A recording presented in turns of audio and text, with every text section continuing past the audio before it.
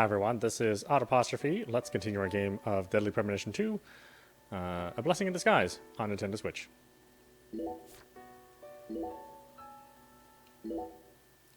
Okay, we have sound again. A lot of things go wrong yesterday, so I think I finally got it all worked out.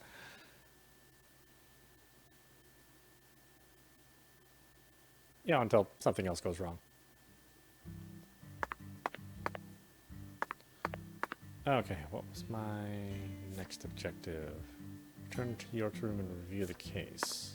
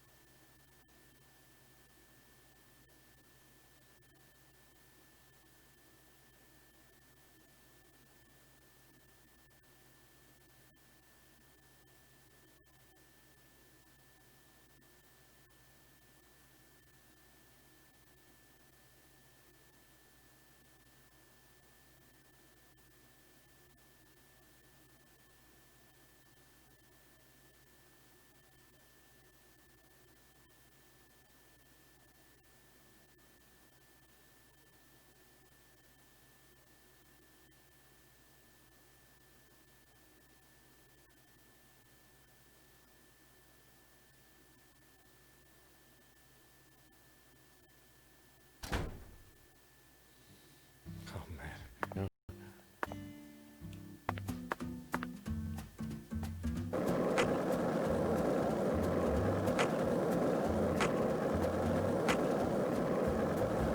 This town sure is peaceful, Zach. Yes, I know. I know what you're about to say. But that's why we're here. To protect this peace. Isn't that right, Zach?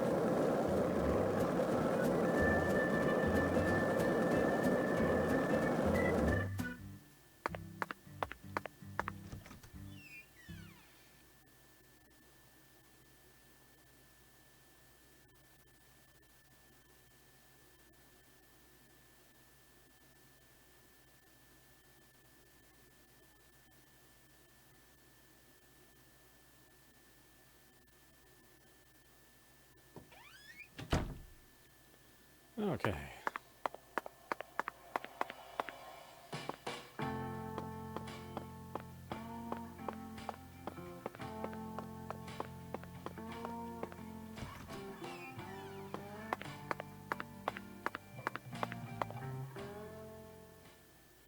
Zach, let's go over our progress.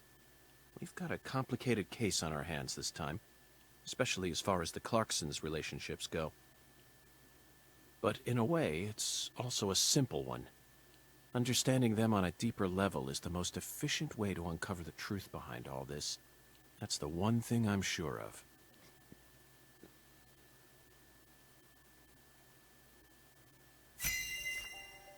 Evidence organization start.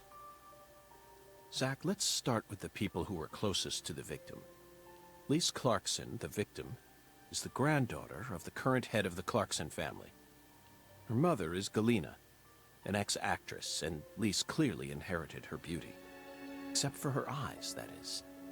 Lisa's eye color matches that of her father's. Now, do you remember who Lise Clarkson's father is?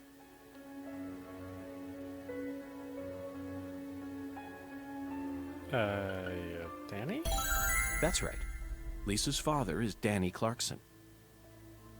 His real name is Daniel E. Clarkson. He's from Florida and used to be the CEO of a talent agency. Danny struck the heart of Galena and successfully became a member of the esteemed Clarkson family. Despite being the son-in-law, he acts like he was born a Clarkson. But he's still just the son-in-law.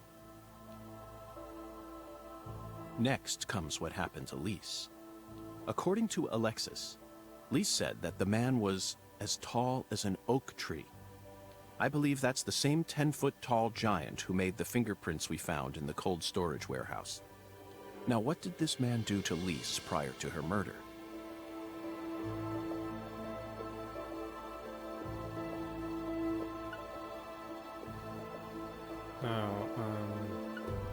Stalked her? Yes, that's it, Zach. The man as tall as an oak tree followed Lisa around and watched her. Despite his towering stature, he must have been rather shy. Or perhaps he was merely biding his time and planned to kidnap her from the very start. If that's the case, there should have been some evidence left at the scene of the crime. Zach, we're still missing some puzzle pieces. Speaking of the scene of the crime, I did some profiling in the plantation's control room. The truth it revealed to us was nauseating and horrific. But we need to touch upon it if we wish to proceed. Isn't that right, Zach? Who actually murdered Lise Clarkson? Galena. Yes, that's right. Lisa's own mother killed her, while she was dreaming about some bizarre new world. This is by far the vilest and ugliest crime we've ever seen. The fact that Galena set up her daughter's body at an altar makes this case even more complicated. Remember, the real world is far more complex than what we see in films and video games. And sacrificing a human life for something else is no easy task. In conclusion, Zach, through our investigation, we found one character who sticks out more than anyone else. You know exactly who I'm thinking about, don't you? We'll need to have a word with her in the near future. Who's the stylish woman we saw during the profiling? Professor R. Professor R. We haven't met her yet, but she's deeply intertwined with this case. Let's wait for the skeletal gentleman to guide us to her with an oracle. Well, Zach, what do you think? Isn't the Deep South something? The people here are just as warm as the weather, and the food is to die for. Might be nice to move down here after I retire. What, still too early to talk about that? You may be right. After all, this case has only just begun. $10. $10 to test your knowledge.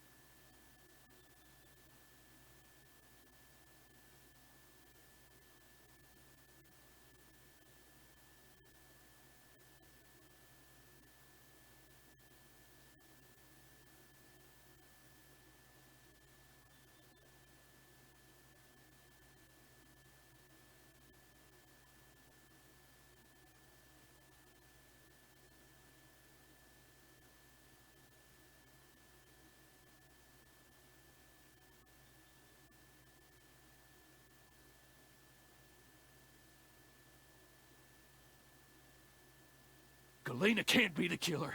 They're making all this shit up.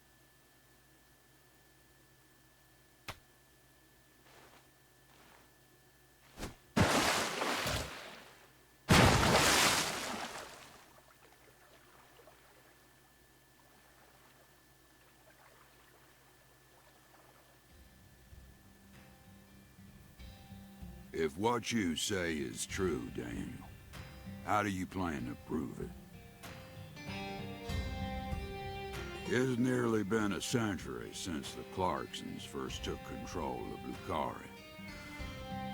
100 years. I always thought my legacy would live on for 300 at least. I'm gonna find the real killer and beat the living dog shit out of him. Yet it looks to me like times have changed. We ain't in the good old days no more. You understand me, boy? Yes, sir. I'm right there with you, Pa. I'm gonna continue what you started, sir, and make the Clarkson family strong again. First, I need to find whoever really killed Lise and bash their fucking brains in. I saw this coming. Ever since the day Lenny left home, the town of Carré has been cursed. We can't stop what's happening now. It's too late. It's beyond me. No.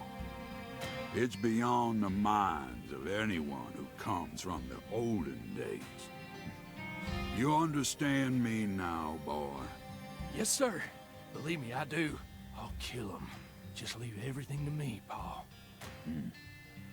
Are you serious about this? Yes, sir. Right hand of God. Look right in my eyes. I ain't lying. I'm serious. I just need you to lend me some troops, sir. We need retribution right now.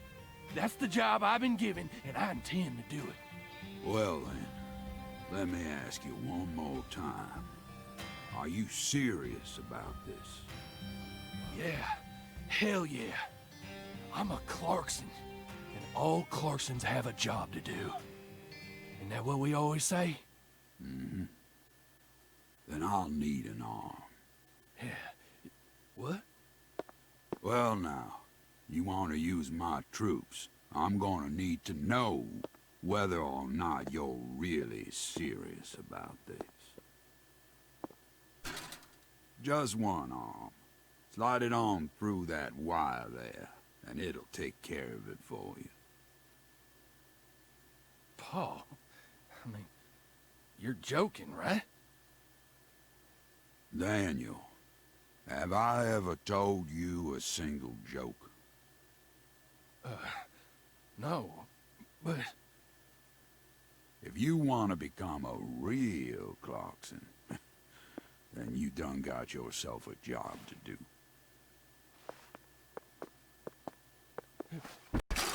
Wait, Paul, I get it now. You want me to stick it in and then pull it out at the last minute, right?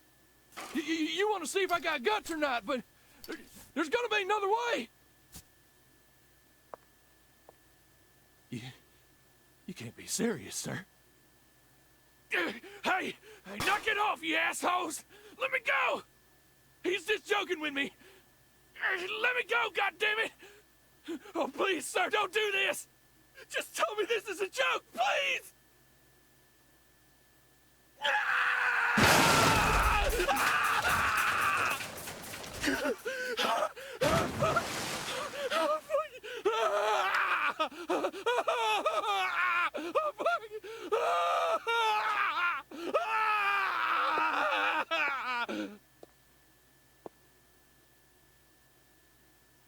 I am a Clarkson.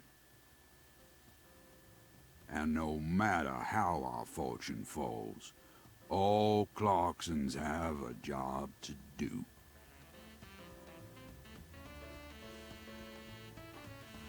That be the law of this land.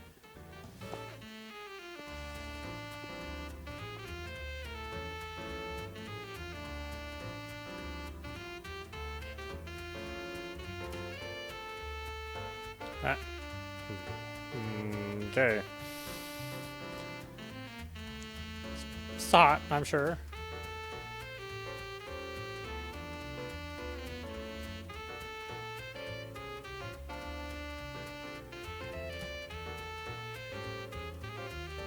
But gotta keep the cowboy boots on.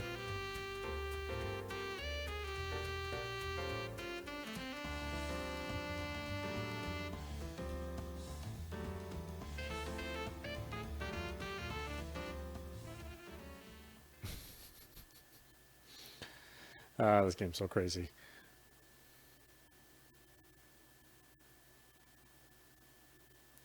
Yeah, I'd say I really like the action sequences. I think they're done really well. They're actually done way better than they were in the original game. So that part of the game is really fun. The characters are super interesting. The plot's crazy. So, you know, even though the game runs like a mess, certainly in the exploration portion of the game, it's still, to me, something that's worth playing. You can hear me, right? I'll be with you soon. I'm not sad. Honestly, I can't wait. It's all I think about lately. I mean, we'll be together again. We'll get to discuss movies, food again. Everyone around here has bad taste. They don't understand things the way we do. It's a shitty world filled with shitty people. Oh, that reminds me.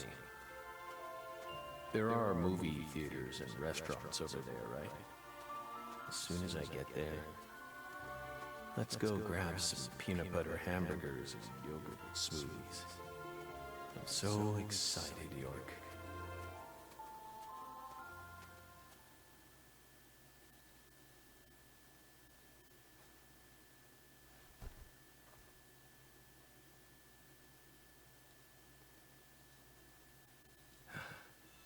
Please, York, don't rush me. You just need to wait a bit longer. I still have one job left to do. I need to finish it. I have to. Or else I'd never be able to face you. Just give me a little more time, okay?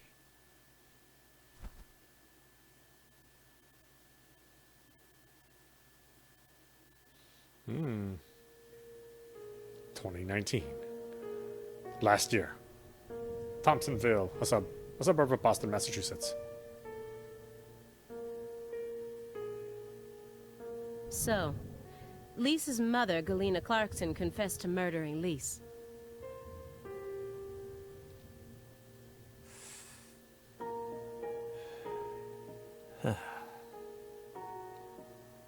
But then immediately afterwards, she went insane.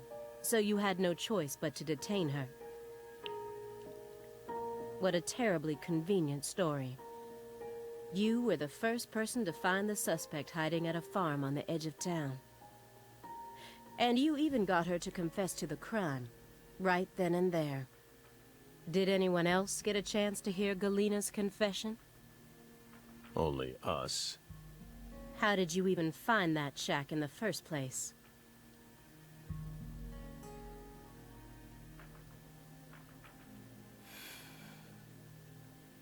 Metaphysical offender profiling. Meta what? Should I know this word? Metaphysical offender profiling. The term appears 6 times in the Carré report and 14 times in the 2010 Greenvale report. As long as you're solving cases, the people in charge don't really care what sort of words you use. But we're different. You utilized a highly abnormal method to instantly hone in on a suspect. Then you did it again and again. And every time you used it, one term kept appearing in your files. Metaphysical offender profiling. Mr. Morgan, would you mind explaining to us what this term means? We could try.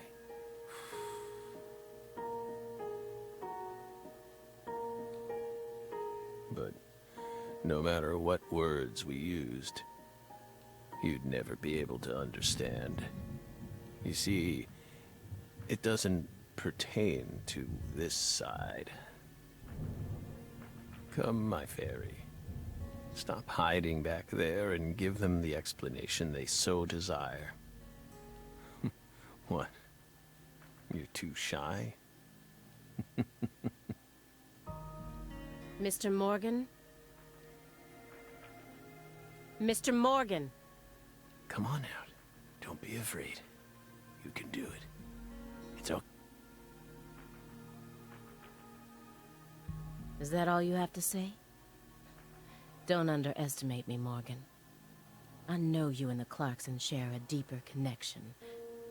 Much deeper than how it appears on the surface. I need to shake him with something else that's directly connected to the Clarksons. I'm gonna jog his memory by force.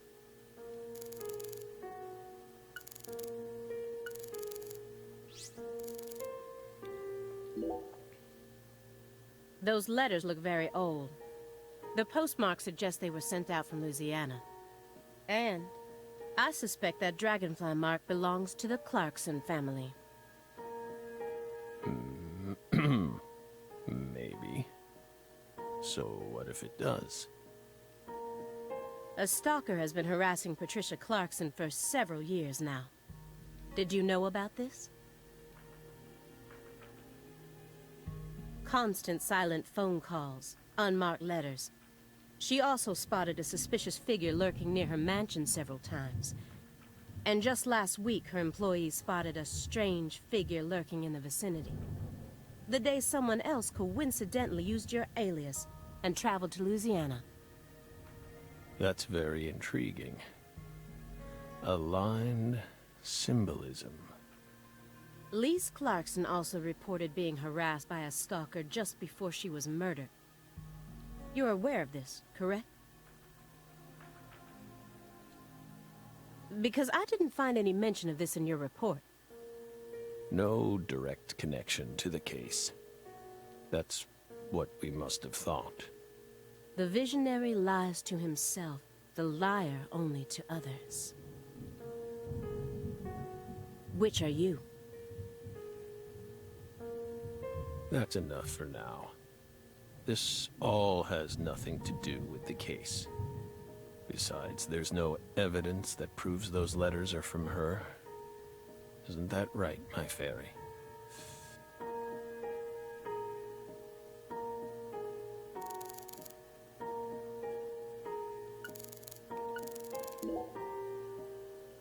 Mr. Morgan, according to you, at the beginning of this case, the victim's body was being stored in the warehouse on purpose. Is that the truth? They really put her body there alongside food and other perishables? It's in the report. No. The report only says it was stored using the most effective and shockingly inhuman method possible.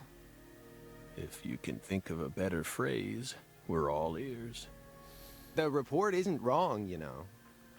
In fact, that might actually be the most accurate way of describing it. It's precise, and it's also kinda poetic, you know?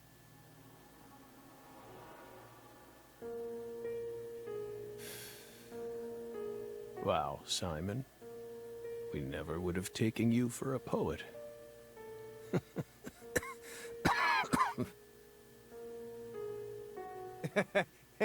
Right? You two think this is a joke? Lise Clarkson's body was discovered in that cold storage warehouse after 14 long years. If you'd only done a proper investigation, we probably would have found her much sooner. That poor girl.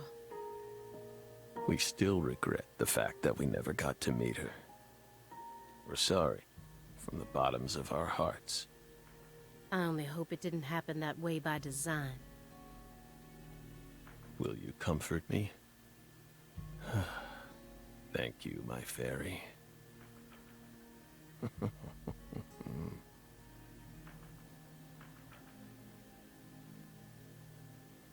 I knew it wouldn't go that easily.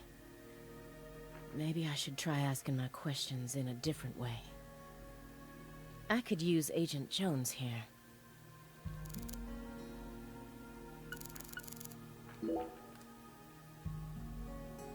Agent Jones.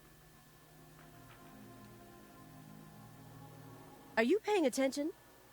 Or do you intend to waste Mr. Morgan's precious time? No. Sorry. I'm just a little tired. I'm listening. Take your hand out of your pocket. Didn't they teach you any manners at Quantico? Oh, right.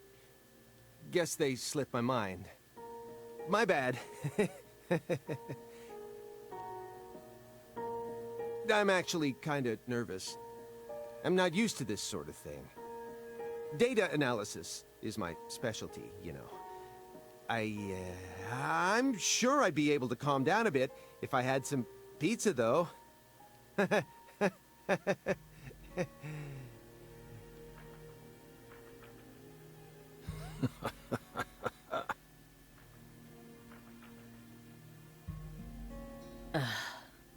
The FBI needs to do something about their lack of personnel. I'll have to ask the questions myself.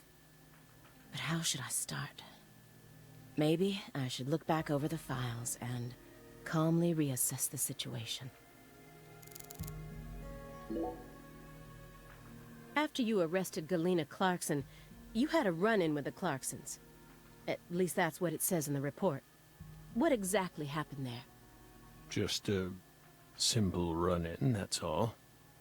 Nothing but a single phenomenon. Chasing hollow instances like that won't lead you closer to the truth. Truth doesn't work like that. A hollow phenomenon, which resulted in a mountain of corpses.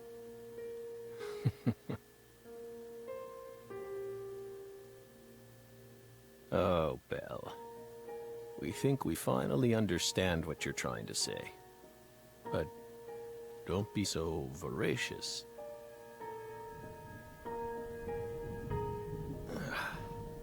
How about another cup of coffee? We've still got a long way to go, you know.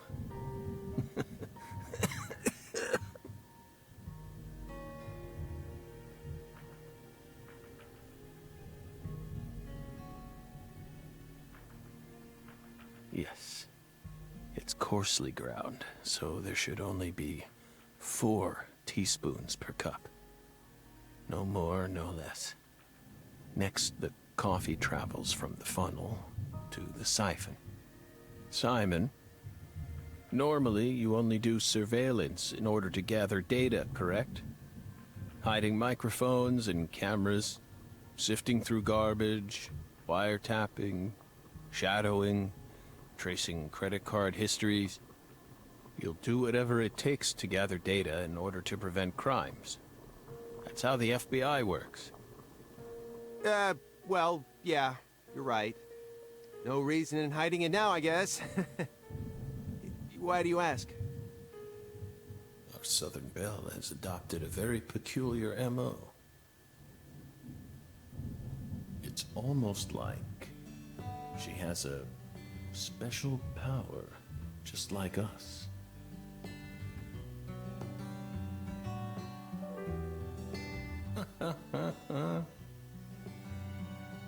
You've been watching us this entire time, haven't you, Belle?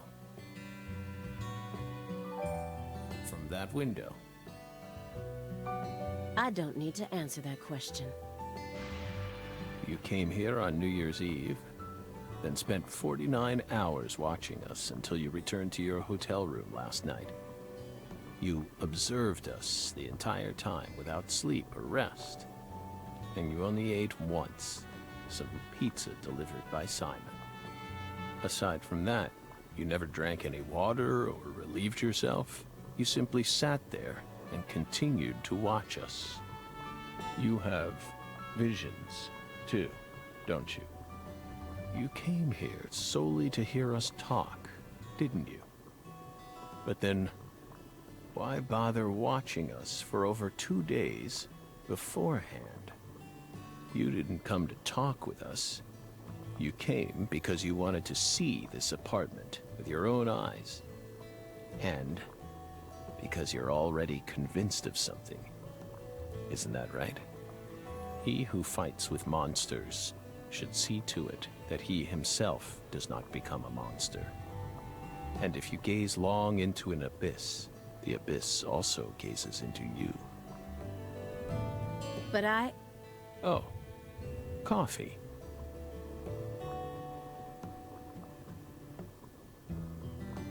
Thank you, my fairy. If you hadn't been paying attention, this coffee would have all gone to waste. The pus in our brains, it really has a way of interfering with our lives. Didn't remember.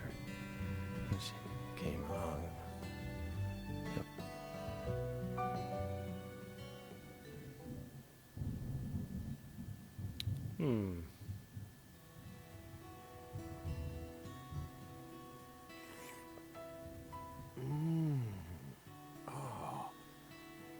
What the Christ? This is friggin' delicious. God, I thought I was gonna shit myself for a second there. Come on, Aaliyah, take a sip. Trust me. I'm not exaggerating here.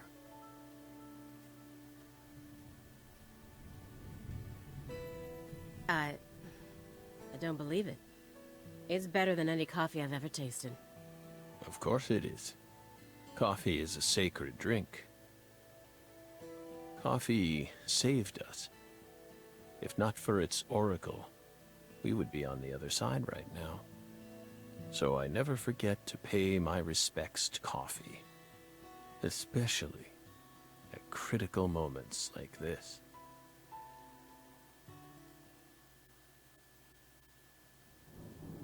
Big black cumulonimbus clouds are in the sky. And that sound. Thunder snow is coming.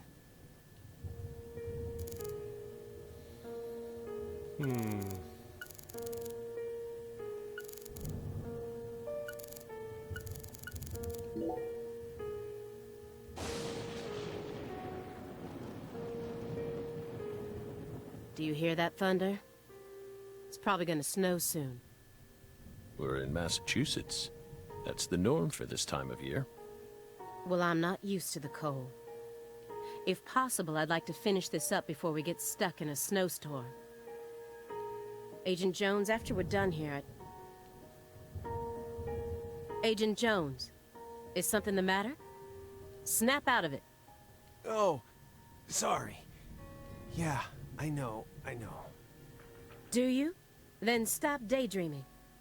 Okay. You just what?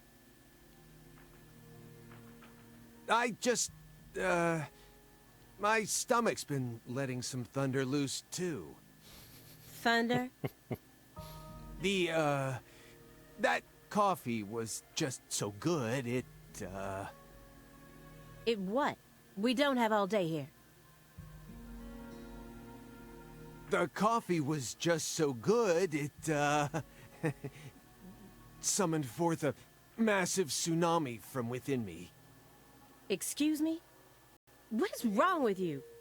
Now is really not the time for this. Right door at the end of the hallway. Thanks, pal.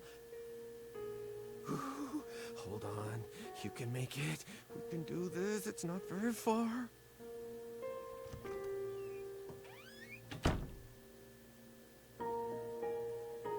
We promise you, we did not put laxatives in the coffee. Coffee is a sacred drink, remember? Motherfucker.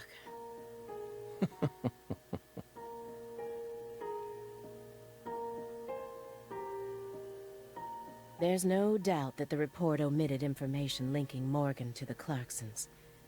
I need to get him to confess. Oh yeah. That reminds me. There's a secret weapon in Agent Jones's briefcase.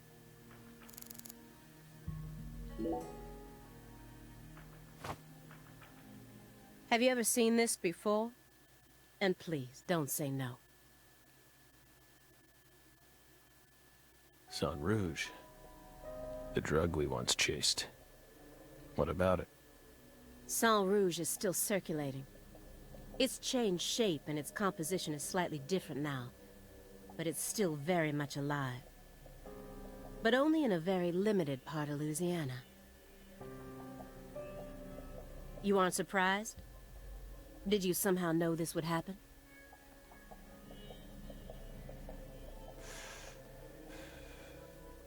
Copies of another drug being circulated isn't exactly a rare case. But Sang Rouge is special. The inimitable Enigma powder. The origin. It has many names, and no one was ever able to copy it. We've also been trying to figure out what it's made from ever since it appeared.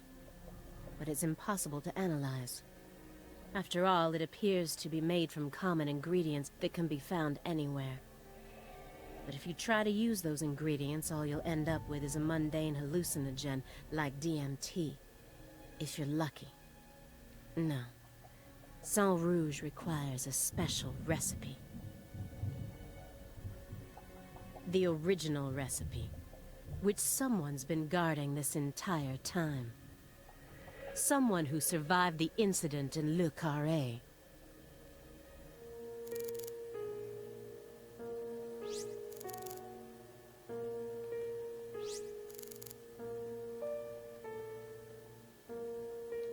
He's chain smoking it non-stop. He's clearly dependent on it. Which means he might be dependent on other drugs as well.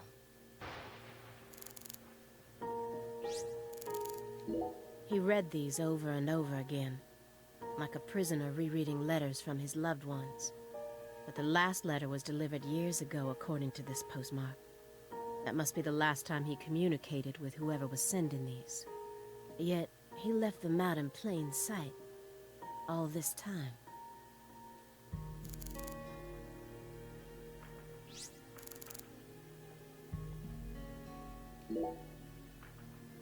Mr. Morgan, I heard that you were always a smoker. Did you ever wonder if that was the reason you contracted your illness?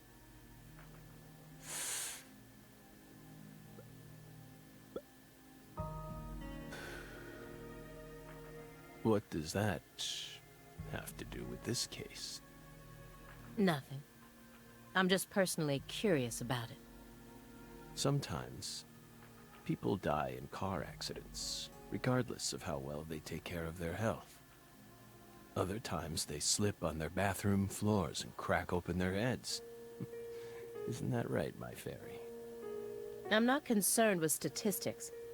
I'm just curious about you, right here, right now. We switched over from nicotine to this.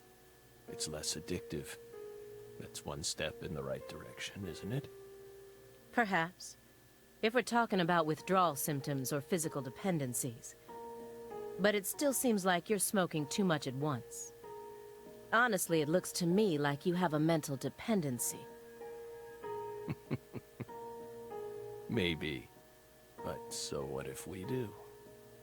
Surely you know about gateway drugs, yes? When a person starts to use one drug, it becomes much easier for them to branch out and try other drugs as well. The first drug acts as the gateway that leads them to stronger substances. Oh. Are you trying to say that's going to happen to us? No. I'm simply saying there's a possibility.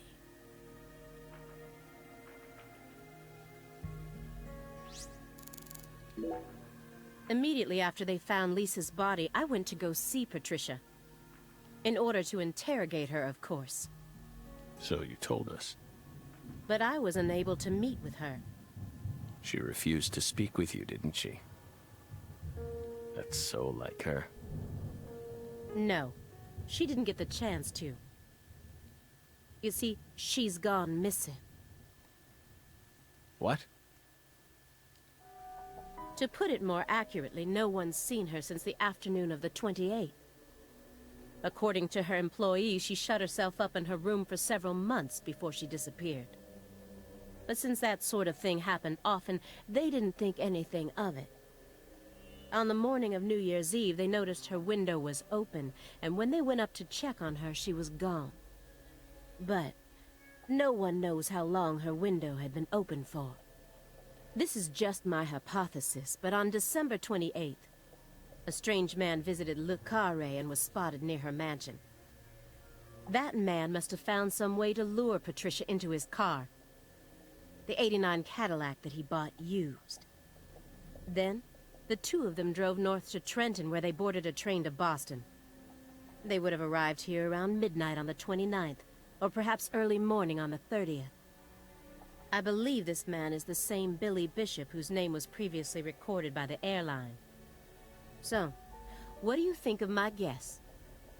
I'd love to hear your opinion as a former FBI special agent. Ah, we get it. We aren't persons of interest. We're the suspects. But what about our alibi? What alibi? I've had enough of your bullshit. You expect me to believe you haven't taken a single step out of this room? That Agent Jones is your witness? surveillance cameras can easily be tampered with. Especially by someone like you, who knows all about how the FBI works. You're possessed by death. Go and take a look at your own face in the mirror. You look like the Grim Reaper. After you visited both Le Carré and Greenvale, you left a mountain of corpses in your wake. You can make all the excuses you want. I'm immune to them. Right here, right now, I want to know everything. You tell me the truth. Yes! You're good, Belle. Damn good. You're brimming with potential. Don't you think she's the perfect partner for our last dance? What do you say, my fairy? Don't you agree? She's good. So good. What do you want to know? We've got nothing to hide. Go on. Question us. This is how it's got to be. Doesn't this remind you of something? You know what I mean, my fairy?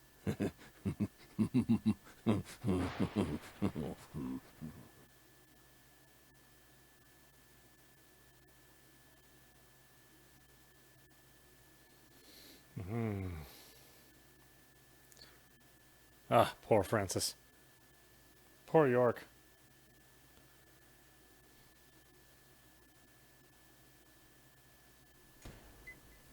(2005) The Carré, Louisiana. The Carré Sheriff's Office. Son of a... How did this happen in my town? God damn it!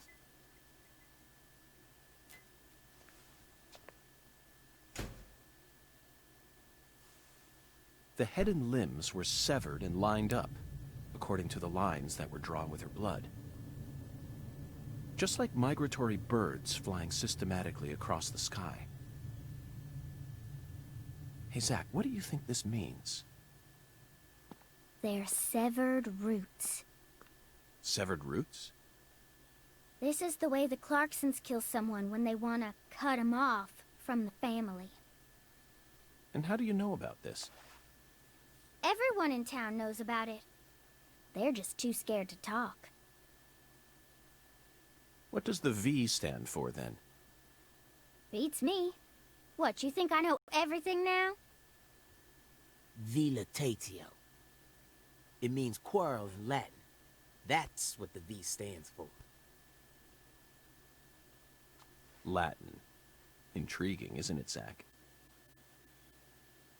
There are no defense wounds on the corpse. In other words, Galena showed no signs of resistance when she was amputated.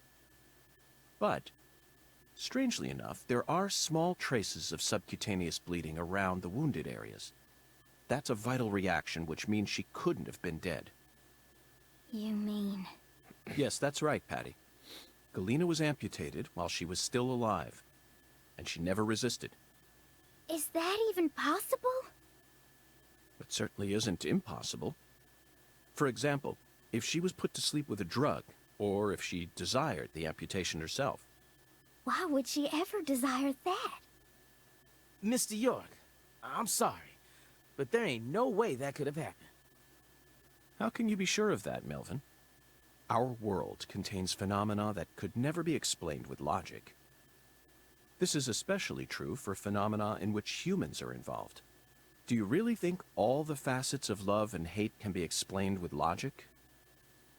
Well, no, I don't reckon I do. Yeah, might be too early to rule out those possibilities, just like you say. Zach, now we truly know just how deeply the Clarksons are involved with this. Patty, how long does it take to reach the Clarkson estate?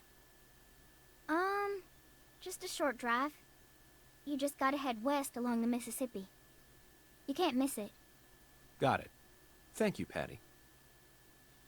By the way, Melvin, no matter how accelerated Patty may be, don't you think she's still a bit too young to see something like this?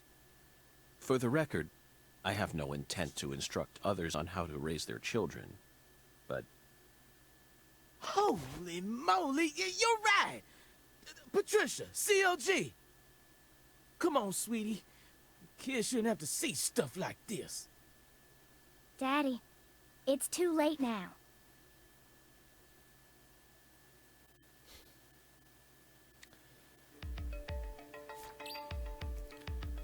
Galena was murdered in her holding cell. The Clarksons must be deeply involved.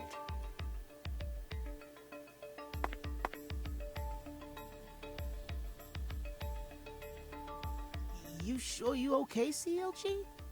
I'm fine. Besides, I'm used to seeing stuff like that on CSI. You're the one who looks pale, Daddy. Well, it did shake me up a little. But I'll be back to normal in no time. Sorry about that, Mr. York. What say we rest in the interrogation room till we all calm down, CLG? Sure thing, Daddy. I'm gonna go sit with Daddy for a bit, Agent York. We can join back up later.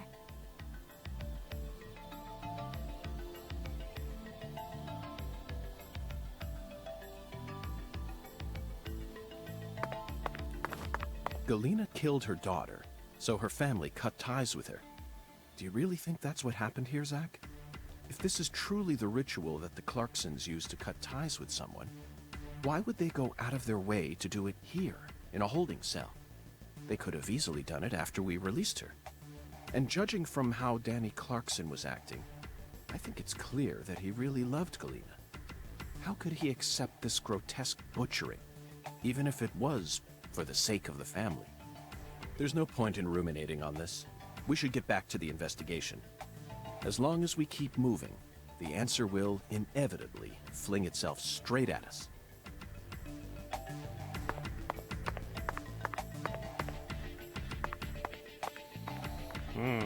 So strange.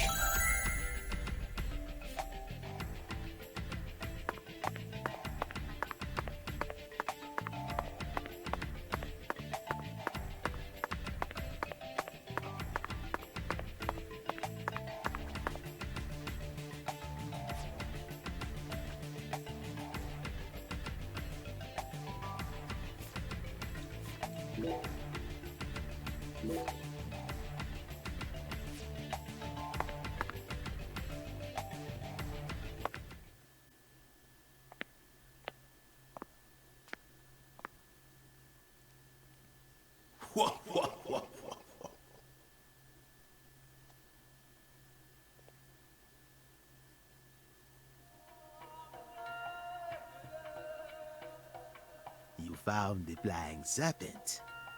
But now, the flying serpent will come to find you. Yeah, that sounds right. And it looks like this flying serpent is a venomous one. Some become feasts, while others are eaten alive.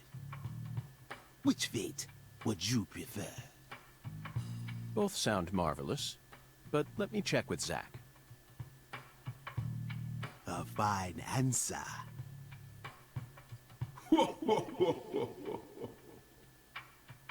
Find the one who fired the pistol at heaven. Within the white hall of beds, brandish the ticket to the goddess. And once again, you will see the other world. Do you comprehend the oracle? Zach, it looks like he's hell-bent on leading us back into that other world. Follow the oracle. Oh, I will, Hungan. There are only two types of things in our world. Things that should be resisted, and things that should be accepted. And I believe this oracle is something to accept.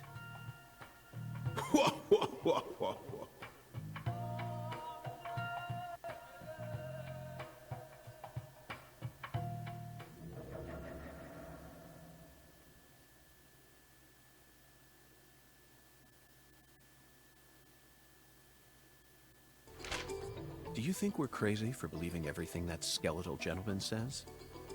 No, we're not crazy. Not one bit. This is our destiny, that's all. But I shouldn't need to explain that to you, Zach.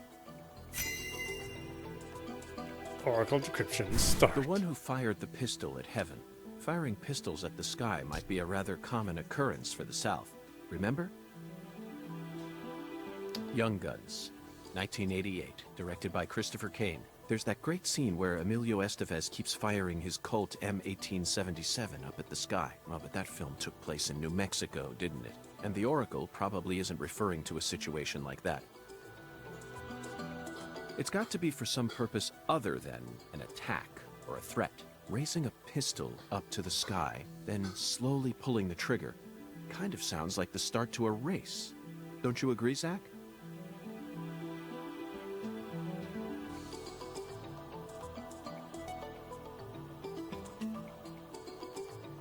Bingo, Zach.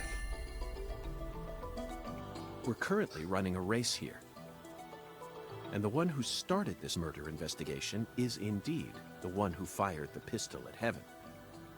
In other words, the person who first discovered the body. According to the files, Lisa's body was discovered by Chuck Thompson, a crawfish farmer. He apparently works out of a fishing hut located in the marshes south of the bayou. Let's go pay him a visit. Who knows? We might even get to see some crawfish. What? Why isn't the murderer the one who started this race? Zach, this isn't like you. Of course the murderer isn't the one who started the race. The murderer's running it. They're currently in first place, and they're breaking all the rules. Any more objections, Zach?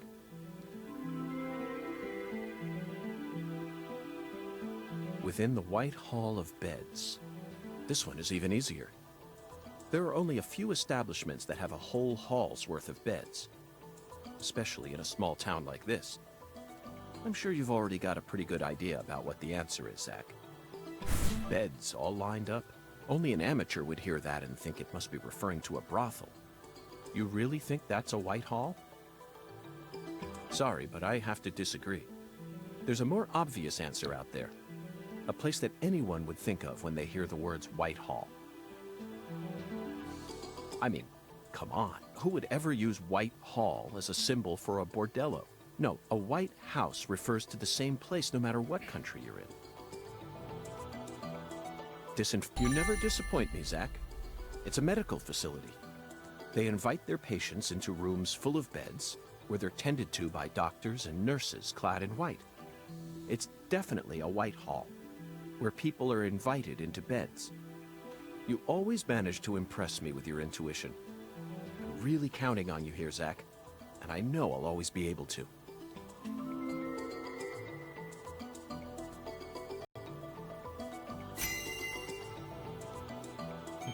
Oracle decryption complete. Agent York, you're trying to leave without your trustworthy assistant? Hello there, Patty. I'd never attempt such a thing. I was simply engaging in a battle of wits with Hoongan while I waited for you. Hoongan? Yes, the skeletal gentleman in the top hat. Not that story again. Is this how you always conduct your investigations? This is the way I work. I bet you can't find a single partner, not even in the entire FBI. That's not true. I always work together with Zach. Oh, right. Zach. Don't worry. I'll be your partner while you're here in our town. Now, let's go investigate.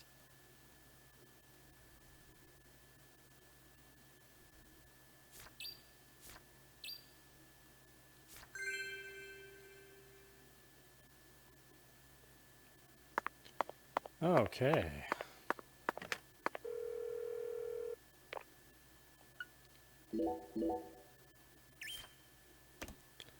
And why don't we stop it there? This is Audapostrophe. You've been watching Deadly Premonition 2, A Blessing in Disguise on Nintendo Switch. Now, anyway, I hope you enjoyed watching. I will see you at the next stream.